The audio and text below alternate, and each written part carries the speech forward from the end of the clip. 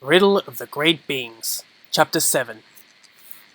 Tarduk, Crotesius, and Kobold had left the woods far behind them, if not the memories of what had happened there. They had travelled in silence for the better part of the day. Tarduk had not even bothered to ask Kobold why he had come back. He was just grateful the Isagori had changed his mind. For much of the past several hours, the group had been riding along the banks of a river. Tarduk had no doubt this was the River Dormus that Sorel had spoken about. It certainly did not seem dangerous in any way. It was a placid and calm body of water, without even any rapids visible. That alone made Tarduk a little nervous.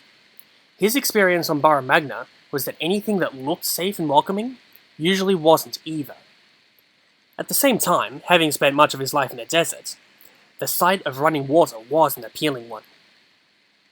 Eventually, they reached a point where the river had to be forded if they were to keep moving north. Tarduk scouted until he found a spot that looked shallow enough. "We'll cross here," he said.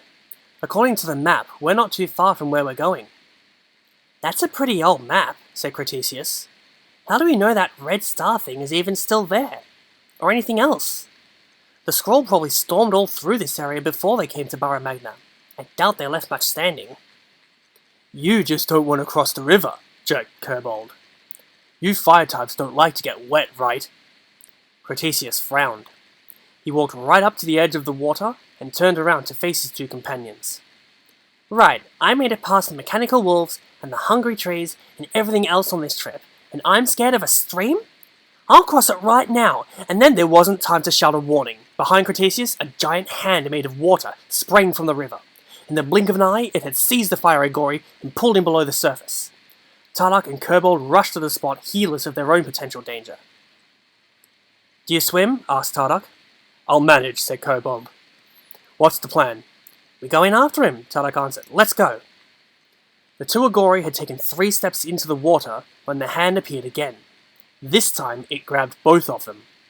The next moment, they were being pulled down into the river. To Tarduk's amazement, he wasn't drowning. Some air had been pulled down with them, and suddenly he had a bad feeling he knew why. "The Element Lord of Jungle wanted information from us," he remembered. "If this is the Element Lord of Water at work, maybe he wants the same thing, and we can't tell him anything if we're dead. But what happens when he finds out we have nothing to tell?" The water was dark and cold. Tarduk focused on a pinpoint of light up ahead. As they rapidly grew closer, he could make out Crotesius suspended in the water inside an air bubble. Soon, he and Kobold were floating beside them. Before them, the underwater current began to twist and writhe. The waters reshaped themselves into the semblance of a face easily as tall as one of the Agori. Its hollow voice came at them from every side. "Do you know the way?" it said.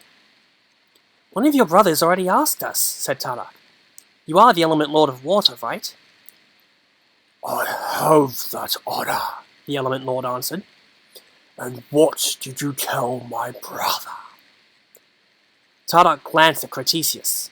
The Fire Agori gave the slightest of nods, signaling that he would back whatever play Tarduk wanted to make.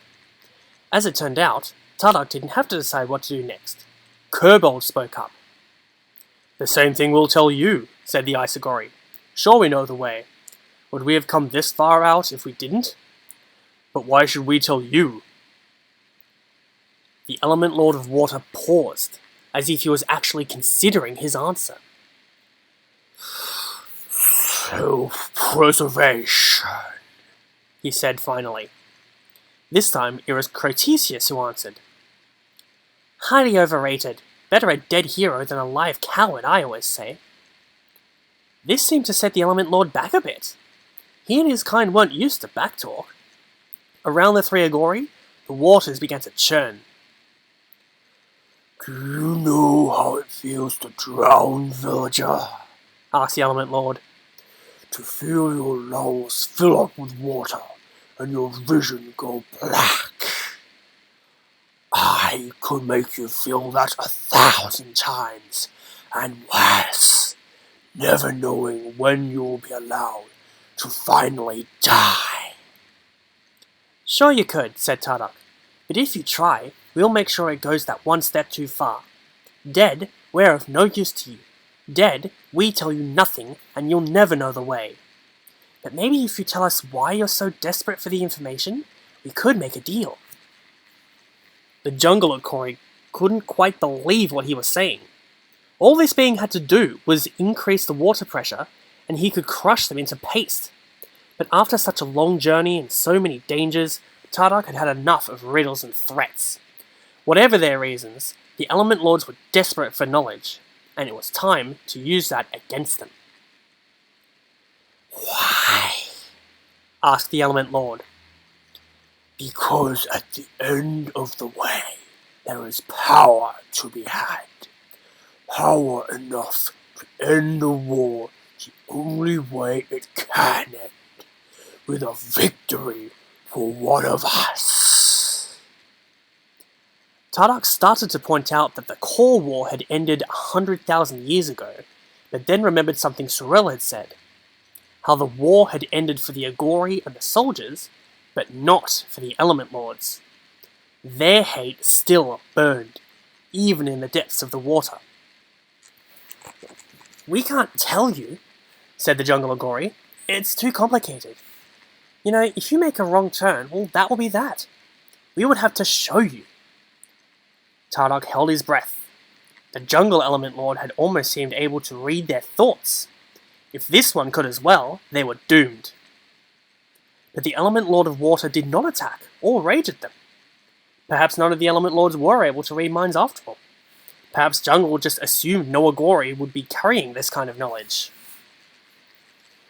Very well, said the Water Element Lord. You will go forth, and the waters will go with you. You will show me the way, and in return... The three Agori never got to hear what their captor was willing to trade. The temperature of the waters around them suddenly plummeted.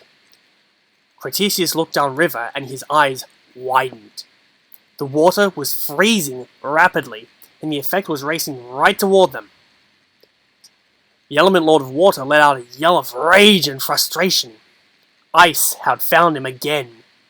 Now his essence would have to flee the river, or risk being frozen to death.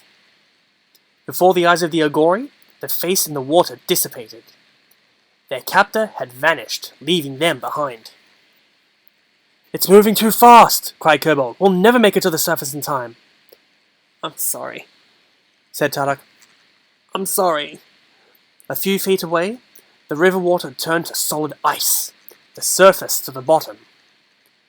Any living thing unlucky enough to be in the waterway was frozen instantly. That was about to include 3 very brave Agori. To be continued.